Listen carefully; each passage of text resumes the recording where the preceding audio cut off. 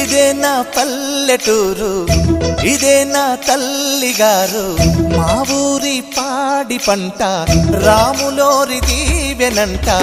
తల్లి గోదావరి నీళ్ళు కడిగే సీతమ్మ పాదాలు.